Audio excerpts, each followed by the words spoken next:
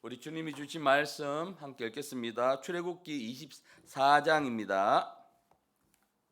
24장 12절에서 18절의 말씀입니다.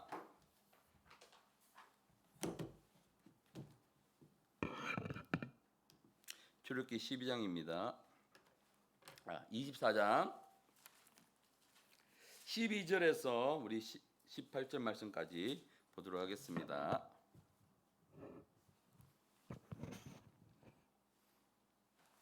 말씀 우리 찾았으면 함께 큰 목소리로 말씀을 읽도록 하겠습니다. 여호와께서 모세에게 이르시되 너는 산에 올라 내게로 와서 거기 있으라. 내가 그들을 가르치도록 내가 율법과 계명을 친히 기록한 돌판을 내게 주리라. 모세가 그의 부하 여호수아와 함께 일어나 모세가 하나님의 산으로 올라가며 장로들에게 이르되 너희는 여기서 우리가 너희에게로 돌아오기까지 기다리라. 아론과 훌이 너희와 함께 하리니 무릇 일이 있는 자는 그들에게도 나아갈지라 하고 모세가 산에 오르매 구름이 산을 가리며 여호와의 영광이 시내산 위에 머무르고 구름이 엿새 동안 산을 가리더니 일곱째 날에 여호와께서 구름 가운데서 모세를 부르시니라. 산 위에 여호와의 영광이 이스라엘 자손의 눈에 맹렬한 불같이 보였고 모세는 구름 속으로 들어가서 산 위에 올랐으며 모세가 40일 40야를 산에 있으니라. 아멘. 오늘 읽었던 우리 본문 말씀 가지고요. 기다립시다 라는 말씀 제목으로 오늘도 하나님이 주신 은혜를 받고자 합니다. 이틀 동안 또 저희 장인어른을 위해서 기도해 주셔서 감사드립니다. 이틀 동안 너무나 치열한 영적 전쟁이 있었습니다. 하나님께서 예배에 두셨더라고요. 이인실을. 그래서 병실이 없어서 이인실을 간 것이 아니라 하나님이 거기서 끝장을 보라고 2인실을 예배해 주셨고 마지막 날은 또 5인실로 보내주셨어요. 모든 것이 하나님의 운행하심이 은혜였습니다. 순간순간 하나님이 저희 장인어른에게 복음을 전하도록 저에게 마음을 강력하게 주셨어요. 그래서 제가 시간이 있을 때마다 그분에게 복음을 전했고 그리고 죽으면 지옥 갑니다라고 담대하게 선포를 했습니다. 전에는 전혀 그 말을 꺼내질 못하게 했거든요. 그분이. 그래서 제가 마지막 복음을 전할 때 무릎 꿇고 울었습니다. 제가 하루를 같이 보내다 보니까 그분이 기침을 되게 심하게 해요. 그래서 거의 쪽잠을 주무세요. 그냥 한 30분 자다가 또 기침 때문에 일어나고 또 1시간 좀 자다가 깨요. 그럼 거의 잠을 못 주무시는 거예요. 그러니까 그 모습을 그냥 말로만 듣다가 같이 지내다 보니까 가슴이 너무 아픈 거예요. 항암 같은 경우에 완치하는 게 아니고 늦추는 거잖아요. 전이를 늦추고 세포의 정식을 늦추고 완치가 아니거든요. 그러니까 결국은 이 항암 치료를 하더라도 계속 기침하고 이런 쪽잠을 밤에 잠을 못 주무는 상황은 계속 이어진단 말이에요. 1차 때도 그랬지만 계속해서 거의 한 3주 동안은 그렇게 왔거든요. 그러니 얼마나 힘드시겠어요. 앞으로도 계속 그래야 되는데 그 모습을 보니까 제가 너무 가슴이 아팠어요. 그래서 이제 마지막에 제가 복음을 전할 때 그 장인어른의 손을 붙잡고 제가 울었습니다. 이렇게 제가 보내드릴 수 없습니다, 아버지. 이렇게 가시면 지옥 가십니다. 그러니까 그분의 눈에서 눈물이 흐릅니다. 제가 너무 가슴이 아파서 아마 그분은 속으로는 좀 당황했을 거예요. 얘가 왜 이러나. 친아들도 아닌데 사위가 병원에서 2인실이었는데 옆에 사람이 있었거든요. 그게 무슨 상관이 있습니까? 내 아버지가 지옥에 가게 생겼는데 사람이 담담이 생기더라고. 전에는 제가 사람이 담담이 없어서 옆에 있는 주위 있는 사람들 눈치를 되게 많이 봤거든요. 말씀을 전해야 되나 말해야 되나 뭐 이랬었는데 하나님이 담담을 주시더라고. 그래서 그분이 입으로는 고백을 못했습니다. 시인을 못했는데 제가 그때 영접기도 할 때 고개를 끄덕이셨어요. 마음은 받아들이셨는데 워낙 이분 오랫동안 이 돌아가신 부모님을 섬기는 걸 지극정성을 하신 분이라 예. 계속 이제 그 나머지 부분들 하나님이 하실 부분이고 또 나머지 부분은 우리 계속해서 이제 가족들이 또 여러분들께서 기도해 주시면 그분이 이제 하나님의 치유의 역사가 일어날 것을 저는 굳게 믿고 있습니다. 그리고 마지막으로 제가 그분께 말씀을 드렸어요. 왜냐하면 그분 형제님들이 그러니까 저에게 작은 아버님들이 되시죠. 그분 다 암으로 돌아가셨어요. 한 3분 이상이. 그러니까 세상에 말하는 가족력이죠. 이게 바로 가게 하는 저주거든요. 제가 아버지한테 분명히 말씀드렸어요. 이거 끊지 않으면은 아버지 아들한테 이 저주가 흘러갑니다. 아버지가 이거 끊어 주셔야 됩니다. 어떻게 끊느냐? 예수님을 믿어야 됩니다. 예수 믿고 이것을 아버지가 처리해 주지 않으면 아버지 아들한테까지 계속 이게 저주가 흘러갑니다. 분명히 제가 전하고 왔습니다. 여러분들께서 교회가 그리고 목사님께서 기도해 주셔서 반드시 그분이 치유되고 하나님 꿈을 응답해 주신 대로 함께 예배드릴 것을 저는 굳게 믿고 있습니다. 참 오래 기다렸습니다. 저도 그분께 복음을 전하려고요. 오늘 기다립시다인데요. 여러분 제철 과일 왜 주온지 아시나요? 제철 과일. 지금 이때는 제철 과일이 뭐가 있죠? 뭐 딸기는 지나갔고요, 그렇죠? 참외가 나올 텐데 아직도 참외 나올 때는 아니죠. 토마토가 이제 노지에서 하우스가 아닌 노지에서 나올 수 있는 제철 과일 정도 되는데 충분히 이 제철 과일들 같은 경우에는 충분히 기다리고 충분히 영양을 공급받고 햇빛도 받고 바람도 맞고 이 자라난 과일들이 속성으로 비닐하우스에서 어쩌면 좀 인공적으로 자라난 것들보다 훨씬 우리 몸에 좋죠. 그래서 음식이 약이라고 그러지 않습니까? 특별히 이제 암 환자 같은 경우에는 음식으로 많이 치료됐다고 이야기하시는 분들이 많이 계실 정도로 이런 제철 음식이 참 우리 몸에 좋죠. 여기서 보면 뭡니까? 기다림이 필요하죠. 기다림이 필요하죠. 그래서 제철에 맞는 과일을 먹는 건 참 중요하고요. 또 소고기나 돼지고기 같은 경우에는 막 잡은 후에 먹는 고기도 참 맛있지만 이 숙성이라는 기간을 거친 후에 고기는 더 영양분이 풍부하고 더 부드럽고 더 맛있다고 이야기를 합니다. 여기서 기다림이 필요합니다. 뭐 패스트푸드 음식 광고를 제가 TV에서 본 적이 있는데 이 패스트푸드 하면 우리 몸에 나쁘다는 인식이 있잖아요. 근데 간편해서 우리는 먹고 또 입맛에 먹기 좋으니까 먹게 되는데 사실은 이 패스트 빠르게 만든 음식이죠. 또 정크푸드라고 그래서 인식이 좋지는 않은데 먹습니다. 그런데 이 광고가 어떻게 광고하냐면 버거는 천천히 만들어야 합니다. 슬로우 푸드 기다림 광고를 합니다. 이 인식을 바꾸기 위해서요. 그래서 요즘 너무 빨리 세상이 변하고 있습니다. 그래서 뭔가 조금만 늦어도 우리들은 기다리지 못하는 세상을 살고 있죠. 그런데 우리 그리스도인에게는 이 기다림이 필수라는 거예요. 기도 후에도 기다려야 하고요. 우리는 하나님의 음성을 듣기 위해서 참 많이 기다려야 합니다. 그래서 갈라디아서 5장 22절 23절에 성령의 열매가 나오는데 거기에 보면 오래 참음이 있죠. 오래 참음. 여기 바로 오래 참음이 나오죠. 성령의 역사하신 가운데도 이 오래 참음이 있고요. 그래서 우리는 인내하고 기다려야 성령의 역사가 일어나게 됩니다. 내가 잠깐 기도하고 우리 문제가 해결되고 이러면 얼마나 좋겠습니까? 그런데 그렇지 않습니다. 성령의 역사심은 기다림이 필요합니다. 자, 오늘 본문에서요 모세가 하나님이 주시는 그 십계명을 받기 위해서 하나님의 산으로 올라가죠. 올라가면서 그들의 장로에게 뭐라고 이야기를 합니까? 14절에 여기서 너희는 도래기까지 여기서 기다리라고 이야기를 합니다. 그렇게 중요한 문제는 바로 여기서 기다림이 나온다는 것이죠. 그래서 산에 오른 모세와 여호수아는 구름이 6일 동안 가리한 그 산에서요 무작정 또 기다립니다. 6일 동안 하나님 바로 만나지지 않고요.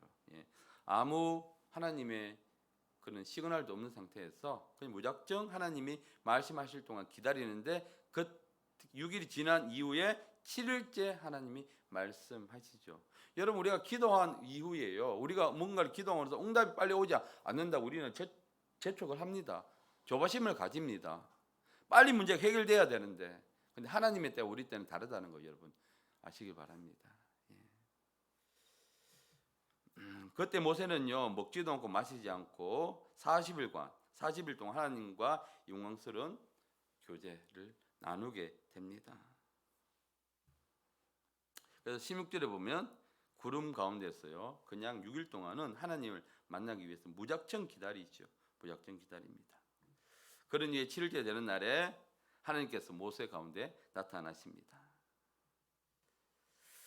근데 보면 모세가 산 위에 오르자 구름이 산을 가리며 여호와의 영광이 시내산 위에 머무르고, 이렇게 기록되어 있죠. 이 구름은요, 하나님의 임재를 나타내고 상징하는 것입니다. 우리가 한번 생각해 볼 것은요, 올라갔는데 하나님이 올라갔는데 여기서 6일이니까 6일 정도는 무조건 기다리면 되고 7일째 나왔으니까, 하지만 여러분 아무 기억도 없이 무작정 기다리는 게 6일이 될지 20일이 될지 아니면 1년이 될지 모르는 상태에서 기다린다는 거, 시간이 정해져 있으면 기다릴 수가 있어요. 언제까지 너 기다려 하면 기다릴 수 있죠. 근데요, 언제까지 기다리라는 말씀도 없은 상태에서 그냥 무작정 기다렸습니다. 모세는 금식하며 하나님의 부르심을 기다렸다는 것이죠. 우리는 이 기다림에 훈련이 되어야 됩니다. 그래서 하나님은 이 기다림의 시간을 통해서 우리의 믿음을 보시기 원하십니다. 많은 사람들이 이 기다림을 통해서 기다리다가 포기를 합니다. 6일 동안의 기다림에는요, 성공한 모세는 나머지 34일 동안 하나님과 아주 깊은 교제를 나누다가 거기서 하나님이 친히 기록한 그 십계명을 받아서 돌아옵니다. 그냥 주실 거면 하나님께서 올라갔을 때 하루 정도만 모세가 기다리는 거 보고 그냥 빠르게 주시면 될 텐데 왜 이 40일이라는 긴 시간을 하나님이 사용했을까 하는 것이죠. 우리는 이 기다림에 익숙하지가 않다는 것입니다. 기도할 때도 예배할 때도 전도할 때도 마찬가지죠. 어떤 결과가, 내가 뭔가를 했으면 빨리 결과가 나왔으면 좋겠다. 응답을 빨리 받기를 원하는 것입니다.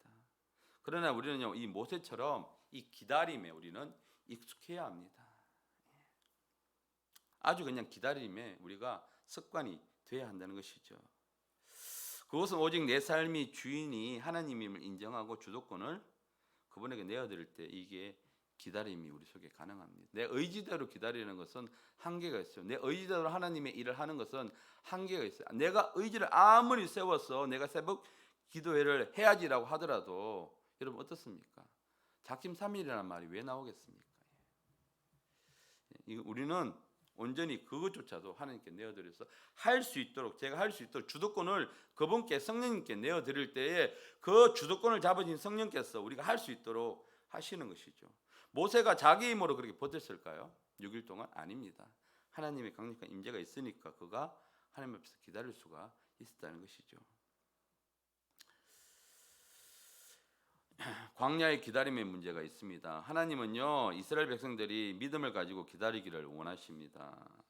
그들에게는요, 광야의 기다림은요, 시간은 훈련의 시간이었습니다. 훈련의 시간. 그러니까 하나님 우리에게 이렇게 기다리게 하시는 것은요, 우리를 훈련시키기 위해서입니다. 우리 속에 뭔가 있는 것들, 제거돼야 되는 것들, 이런 것들이 우리 속에서 훈련을 통해서 제거되기 위해서요. 결국 어땠습니까? 이스라엘 백성들은 잘 기다리지 못하고 실패했습니다. 그들이 왜 실패했을까? 그들이 실패한 이유가 무엇일까요? 그들은요, 광야를 오면서 하나님의 이 놀라운 체험들을 많이 했습니다. 구름기둥, 불기둥, 이 자체만으로도, 그리고 홍해가 갈라지는 기적을 체험했죠. 그러니까 몸소 눈앞에서, 성경을 통해서, 말씀을 통해서 아니라 눈앞에서 현실적으로 체험했음에도 불구하고 왜 그들은 하나님의 기다리는 것에 대해서 실패했을까요? 하나님보다 더 의지하는 뭔가가 있었다는 것입니다. 여러분, 우리가 하나님 앞에 나가고 기도하면서 한쪽으로는 열어놓습니다. 사람을 의지하든지 환경을 의지하든지 제도를 의지하든지 우리는요 100% 하나님을 의지해야 합니다. 이스라엘 백성들은요 하나님 말고 다른 가능성을 열어놓았죠. 그래서 오직 하나님만 섬기면서 그렇게 오랜 시간 기다리기보다 차라리 짠하고 뭘 만들었습니까? 눈에 보이는 뭔가, 눈에 보이지 않는 하나님을 기다리다 보다 눈에 보이는 그것을 우상을 금송아지를 만들었죠. 그래서 이것이 하나님이다. 우리를 애굽에서 인도한 하나님이다라고 했습니다. 그래서 그들은 그걸 통해서 위로를 받았죠. 그런데요, 이것은요, 아주 어린 성도들의 택하는 방법입니다. 요즘 우리 MZ세대를 그랬죠. MZ세대들은 어려운 길을 잘 택하지 않습니다. 쉬운 길, 쉬운 방법, 그리고 기다림에 익숙하지 않습니다. 물론 이 젊은 세대뿐만 아니죠. 이제 요즘 트렌드가 바로 그렇습니다. 즉시 빠르게. 그런데 우리 그리스도인은 갈 길은 그 길이 아니라는 것이죠. 로마서 12장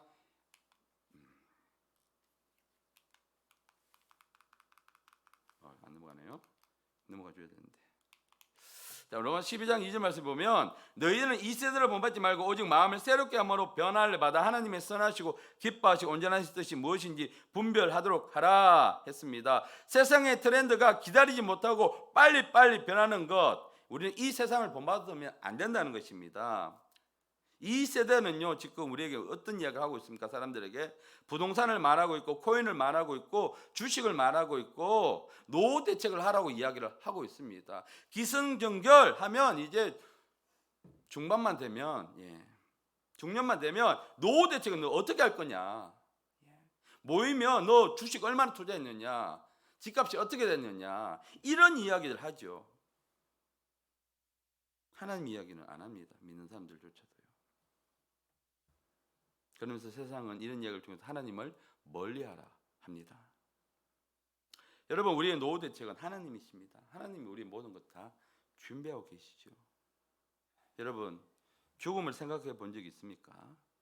저는 이번에 이제 장인어른과 함께 병원에서 항암치료를 받으면서 그 부분을 생각해 보게 되었습니다. 여러분, 우리는 모두 시한부 인생을 살고 있습니다. 태어나는 것은 순서가 있지만 죽는 것에 대해서는 순서가 없죠. 여러분, 메멘토 모리라는 라틴어가 있습니다. 이 뜻은요, 죽음을 기억하라.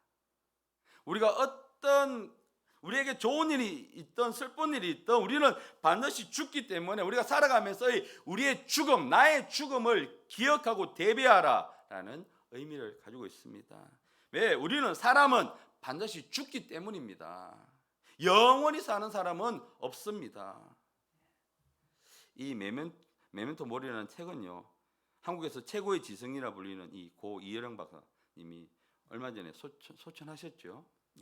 지은 책으로 여러분 잘 아시는 삼성그룹의 창업주인 고 이병철 회장이 죽음에 대해서 24가지에 대한 질문을 했습니다.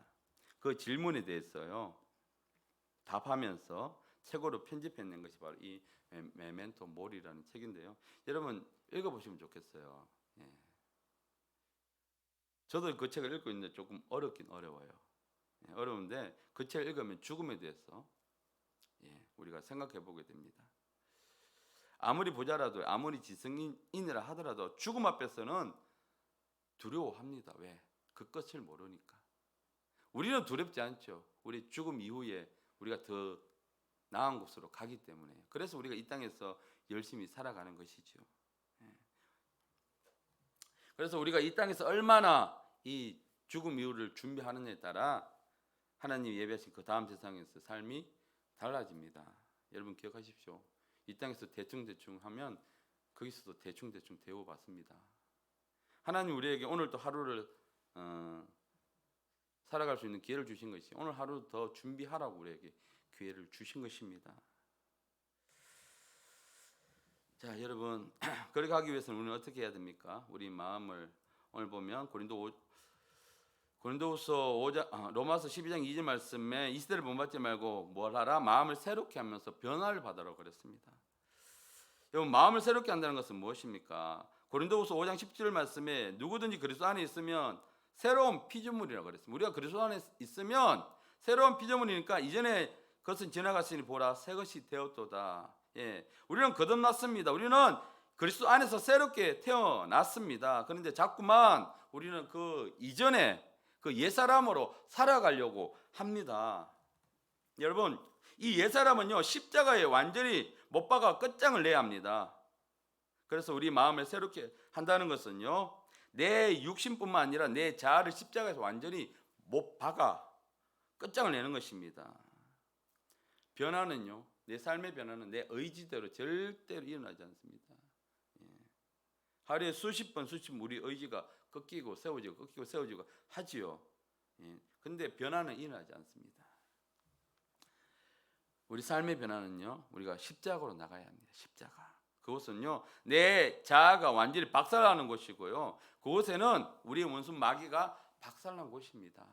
그래서 우리는 십자가로 나가야 합니다. 십자가에서 완전히 끝장날 때에 우리는 하나님의 뜻이 분명한 뜻을 분별할 수 있습니다. 십자가에 끝장나지 않은 상태에서는 어떤 일을 가지고 기도하더라도 내 생각 때문에 나의 그 정욕과 이익 때문에 하나님의 뜻이 분별될 수가 없습니다. 내 옛 자아가 완전히 박살나야지만이 하나님의 뜻을 우리는 분별할 수 있습니다. 그래서 우리는요 빨리 순종하는 것보다 바르게 순종하는 것 중요합니다. 하나님을 한동하면서 결국은요 내가 원하는 욕심을 따라 하지 않나 분별해봐야 합니다. 이것이 분명히 내가 하나님을 위한 일이었어. 근데 깊숙이 진짜 뜻은 뭐냐? 하나님을 이용해서 내 뜻을 관철시키는 것. 그런 기도, 그런 경우가 엄청 많습니다. 저도 종종 하나님을 위해서 일을 한다고 했지만 결국 깊은 내면을 들어가 보면 진짜 마음은 하나님을 이용해서 내 뜻을 관철시키는 경우가 있었다는 것을 보게 되었습니다. 여러분, 그것이 진짜 끝장이 나야 되는 것입니다. 그래야 하나님의 능력이 우리 가운데 진짜 나타나는 것입니다. 예수님께서 가신 길은요 좁은 길이고 협착한 길입니다. 이 길을 찾는 사람은 적지요. 근데 그 길에 끝에 그 길은 바로 생명으로 인도하는 길이라고 마태복음 7장 13절에서 14절 말씀에 그렇게 나와 기록되어 있습니다. 좁은 문으로 들어가라. 멸망으로 인도하는 문은 크고 그 길이 넓어 거리로 들어가는 자가 많지만 생명으로 인도하는 문은 좁고 길이 협착합니다. 그래서 찾는 이가 없어요. 그래서 우리가 예수 그리스도를 따라갈 때 세상에서 핍박도 많이 당하고 어려움도 많이 당하는 이유가 바로 그 생명으로 인도하는 문은 좁고 협착하기 때문입니다. 하나님은요, 하나님은 그들 이스라엘 백성들이 기다림을 하기 위해서 그 돕기 위해서 식탁 교제로 초청하시고 기다림 시간들을 성리할 수 있도록 하셨는데요. 오늘 우리가 읽지는 못했지만 우리 24장 11절 말씀 보시면 하나님이 이스라엘 자손들의 존귀한 자들에게 손을 대지 아니하셨고 그들을 하나님을 뵙고 먹고 마셨더라. 하나님이 그들을 이 기다림을 돕기 위해서 식탁 교제로 초청하셨다는 것입니다. 그리고 나서요 하나님의 영광을 그들의 눈에는 맹렬한 불처럼 눈에 보이도록 하셨어요. 이 사람들이 눈에 보이는 걸 만들기 위해서 금송아지를 만들었잖아요. 그러니까 하나님께서도 하나님의 영광이 나타나기 위해서 그 산을 맹렬히 불타오르는 그들의 눈에 산에서 그냥 그런 맹렬히 불타오르는 눈이 보이도록 하셨습니다. 왜? 그들로 믿게 하기 위해서요. 이것이 하나님의 배려입니다. 그리고 하나님의 낮아지심이 여기에 있습니다. 그런데 눈앞에 그런 것을 봤음에도 불구하고요 이 이스라엘 백성들은 기다림에 실패했습니다. 종종 우리도요 하나님께서 보여주십니다. 이래를 통해서 보여주셨거든요.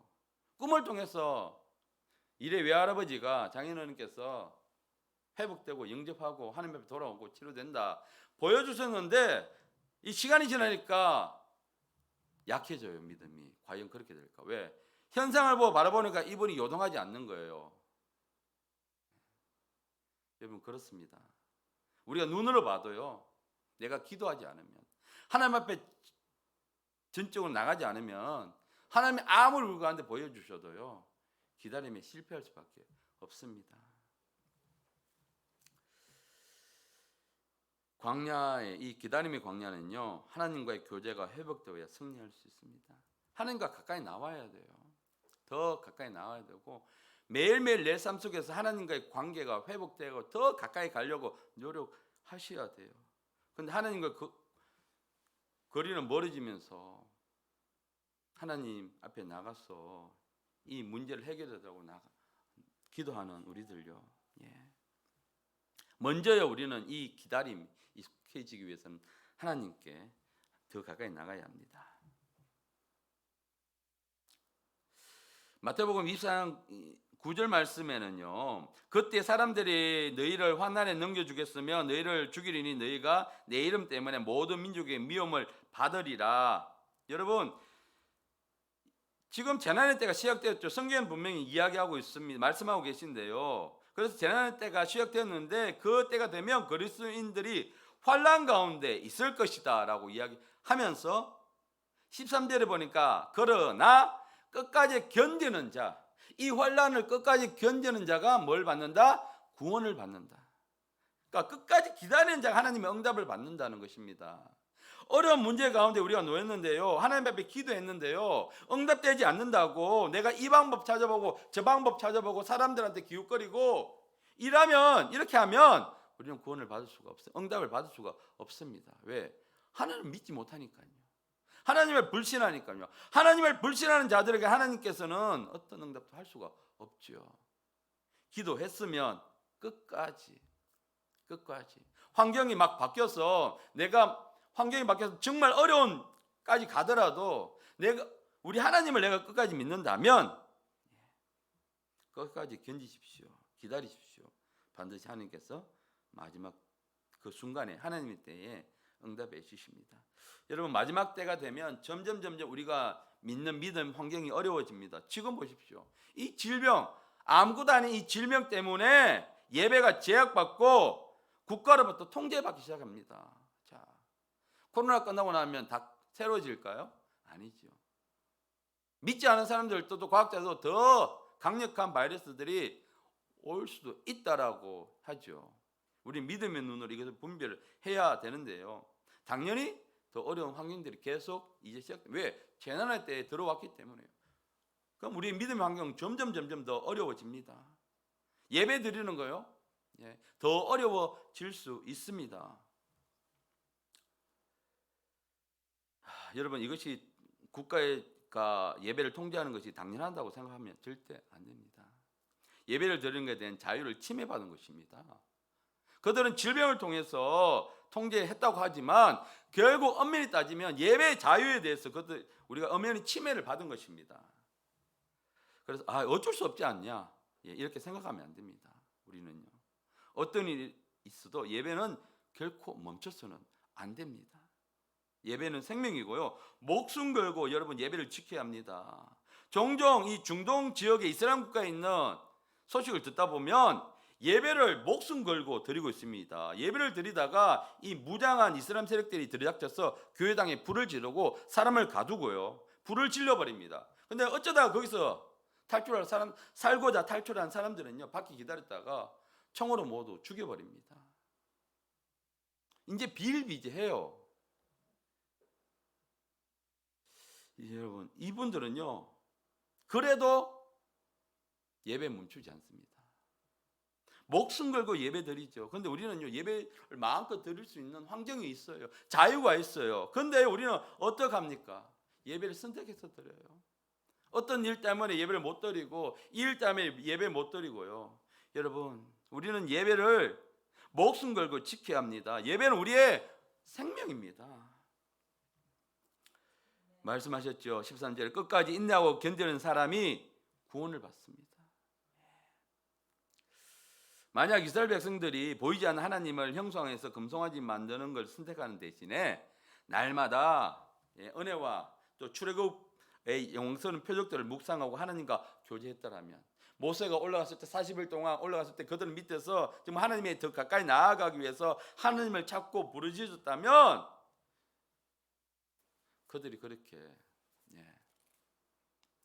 그 1세대들은 못 들어갔지 않습니까? 1세대들은 출애굽한 1세대들은 모두 다 사망해서 광야에서 죽고 말았죠. 기다림에 실패하는 사람들은요, 하나님과 교제에 실패한 사람들입니다. 자, 내가 하나님 앞에 기도를 하고 있는데, 자, 내가 잘 기다리지 못한다. 하면 내가 얼마나 하나님과 지금 깊은 교제 안에 있는가를 점검해봐야 합니다. 하나님은 우리를 오늘 교제의 자리로 부르십니다. 오늘 우리 이 새벽에 모여서 하나님을 찬양하고 말씀을 듣고 살아계신 하나님의 임재를 경험하는 것은 광야의 기다림을 주님만 바라볼 수 있도록 믿음과 은혜를 우리 가슴에 채워주기 위해서입니다. 오늘 우리가 주님만 바라보라고요. 주님만 바라봄을 통해서 그 믿음이 더욱 세워지고 하나님 은혜로 충만하라고요.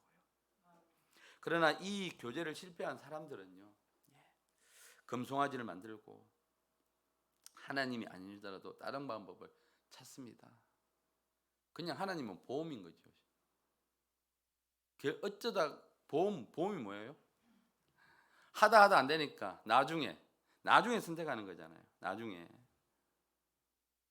굳이 일을 이렇게 어렵게 갈 필요가 있냐라고 이야기합니다. 제가 그랬습니다. 교회가 이 내곡동으로 들어왔을 때에 여러 가지 환경이 힘들 때에 우리가 여기서 나가야 되지 않냐, 밖으로 나가야 되지 않냐. 이곳은 사람이 없어요. 제가 지나가는 사람도 없고 지나가다가 들어오는 사람도 없고, 과연 이곳이 하나님의 부르심이 맞나 의심을 했습니다.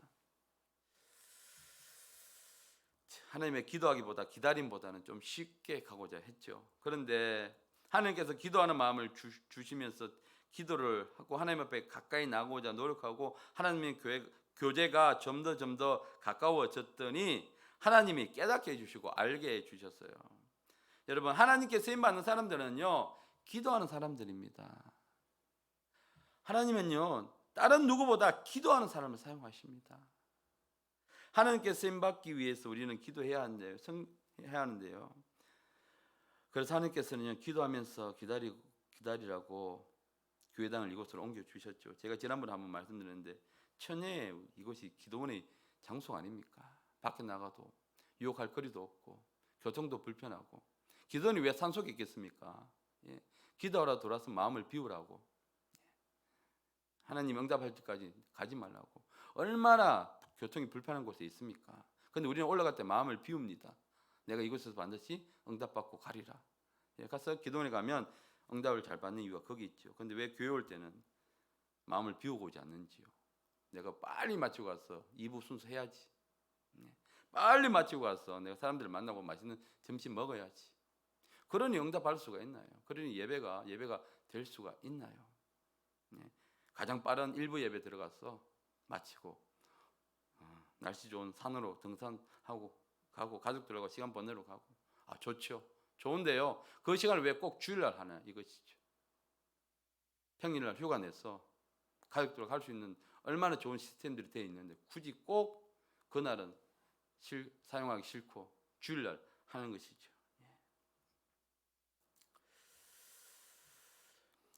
여러분, 제자들은 기도하는 사람입니다.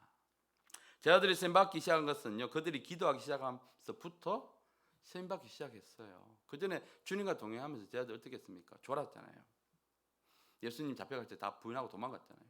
베드로요, 3번이나 예수님 부인하고, 우리가 그 과정 중에서 회개, 회복, 그 과정들 우리가 또 지금 말씀을 통해서 배우고 있잖아요. 마가복음 9장 29절 말씀에 예수님이 이렇게 말씀하셨죠. 이르시되 기도 외에는 다른 것으로 이런 종류가 나갈 수가 없다. 아이를 데려왔어요, 부모가. 제자들은 쫓지 못했어요. 그런데 예수님이 내려오셔서 이 귀신을 꾸짖으면 귀신을 쫓아주셨어요. 제자들이 묻죠. 왜 우리는 못했나요? 예수님이 말씀하셨죠. 기도. 왜 우리 삶이 이루어지지 않는가? 내가 응답되지 않는가? 우리 삶에 변화가 일어나지 않는가? 기도하셔야죠. 기도하셔야죠. 열심히 예배 주님을 찾으시면서 예수님께서 성천하시면서 약속하신 성령을 받을 때 제자들은요 오직 뭘 했다? 기도했다. 오로지 기도에 힘썼더라. 우리는 성령 받기 위해서 우리는 기도하셔야 됩니다. 기도의 질뿐만 아니라 분량도 중요합니다. 내가 얼마나 주님 앞에 시간을 드리는가. 정성이 아니에요. 이거는 우리 기독교는 정성으로 드리는 게 아니에요. 정성은 하나님을 감동시킬 수가 없습니다. 여러분 어떻게 정성 드릴 건가요? 하나님 정성으로 기도드리는 게 아니고 기도의 분량입니다. 기도의 분량. 내가 얼마나 하나님 앞에 가까이 나아가는가. 여러분 우리 교회 이름이 뭔가요? 아까 제자가 뭐 하는 사람이었죠? 기도하는 사람이었죠. 제자 교회는 뭐 하는 교회예요? 기도하는 교회예요. 기도해야죠. 기도해야 역사가 일어나고 기도해야 교회가 쓰임 받죠. 교회는 여러분 건물이 아닙니다. 예수 그리스도 안에 있는 믿음의 공동체예요. 제자 교회는 이 내곡동에 있는 건물이 아니라는 거예요. 우리 믿음의 공동체라는 거예요.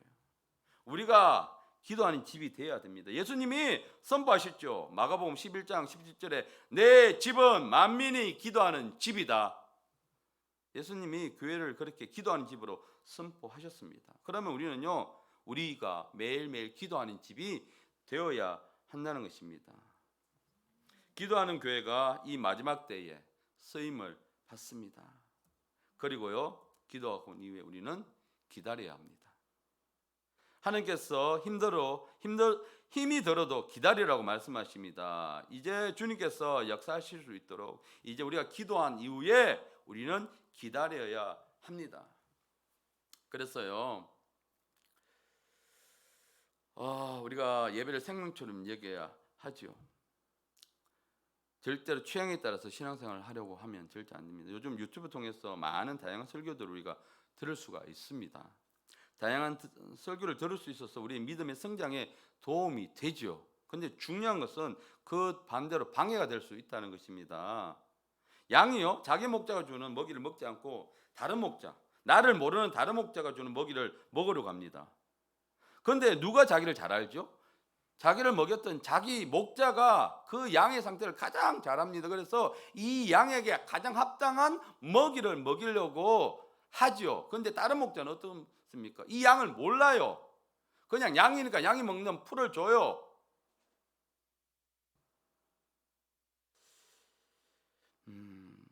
아무리 믿음이 들음에서 난다고 하지만 우리는 분별력을 가지고 들어야 합니다. 자기가 섬기는 교회에서 선포되는 말씀은 등한시하면서 유튜브에서 유명한 교회 목사님, 물론 그분들 기도하시면서 하나님 주시는 메시지를 선포하지만 하나님이 왜 우리가 교회를 섬기라고 교회를 주셨겠어요? 그래서 먼저 자기 목자가 주는 먹이를 충분히 먹고 그것을 통해서 내가 성장한 이후에 이 유튜브를 통해서 나온 이 말씀들은 쉽게 말하면 우리가 건강하기 위해서는 뭘 먹어야 돼요? 밥을 잘 먹어야 되죠. 밥은 제쳐놓고 영양제만 잘 먹으면 어떻게 돼요? 건강보조식품만 잘 먹으면 어떻게 돼요? 결국은 그게 독이 될 수 있어요. 이거예요. 우리는 자기 목자가 주는 먹이를 충분히 먹고 난 후에 이런 말씀들은 영양제로 그 역할을 할 수 있도록 설교를 들어야 합니다. 그래서 그렇구나. 교회에서 선포된 말씀, 목사님이 하신 말씀, 이 말씀이었구나. 내가 더 기도하고 내가 하나님 앞에 더 가까이 나가야지. 절대로 우선순위가 우리는 바뀌어서는 안 됩니다. 자, 우리 말씀을 마무리하면서요. 여러분, 예배, 하나님이 열어놓으신, 교회에 열어놓으신 예배요. 그 예배에 나가는 것이 우리가 금송아지를 만들지 않는 비결입니다. 그래서 우리는 매일매일 새벽을 깨워야 하고요. 또 교제가 광야에서 기다림에 지치지 않도록 우리는 매일매일 새벽을 깨워야 합니다. 오늘도 우리에게 주님은 말씀하십니다. 기다리라고 말씀하십니다. 여러분, 하나님의 시간은 우리가 알 수가 없습니다. 분명한 것은 하나님은 순종하고 기다리고 기도하는 사람을 사용하신다는 것입니다. 이 마지막을 향해 가고 있는 이때 우리는요, 쓰임 받는 사람으로 살아야 해요. 제가 지금 계속 기도하는 것이 하나님 저를 사용해 주세요. 제가 조금 하나님 앞에서 후회가 되는 게 좀 더 젊었을 때 왜 기도하지 못했나라는 것이죠. 예. 조금 더 하나님 앞에서 이것을 알고 기도했으면, 그래서 지금이라도 하나님 저를 사용해 달라고 하나님의 그 계획, 마지막 때 이 그 계획 안에 제가 그 하나님의 꿈 안에 제가 동참하는 사람이 되게 해달라고 기도를 하고 있습니다. 여러분, 이쪽도 아니고 저쪽도 아니고 어중한 상태로서는 하나님 앞에 쓰임 받을 수가 없습니다. 내가 세상에도 있고 내가 하나님도 있고, 그래서 세상도 즐기고 하나님 앞에 도움도 받고, 그렇게 해서는 결코 하나님이 그 사람을 사용하지 않으십니다. 하나님은 하나님만 선택하길 원하시죠. 그래서 마태복음 6장 33절 말씀에 너희는 먼저 그의 나라와 그의 의를 구하라. 그리하면 이 모든 것을 너희에게 더하여 주실 것이다. 우리가 무엇을 선택하고 구해야 하는지를 오늘 여기서 말씀해 주고 계십니다. 물론 어려운 문제 우리한테 있으면 그 문제를 하나님 앞에 알아야 되겠지만, 우리가 먼저 구해야 될 것은 하나님의 나라. 하나님의 나라는 어떤 것입니까? 하나님의 통치, 하나님의 다스림이 있는 그 나라가 이 땅에 회복되기를, 그리고 하나님의 의를 우리는 구하는 자들이 되어야 합니다. 그래야 하나님은요, 나머지 것들, 우리 땅에서 필요한 모든 것들 하나님이 회복시켜 주시고 채워 주시는 것입니다. 그래서 기도할 때에 나의 문제만 해결하려고 구하는 자가 아니라 하나님의 나라가, 하나님의 의를 구하는 우리가 되어야 합니다. 오늘도요, 강력한 성령의 인도하심을 받아서 그 부르심과 인도하심에 따라가는 삶이 되시길 바랍니다. 함께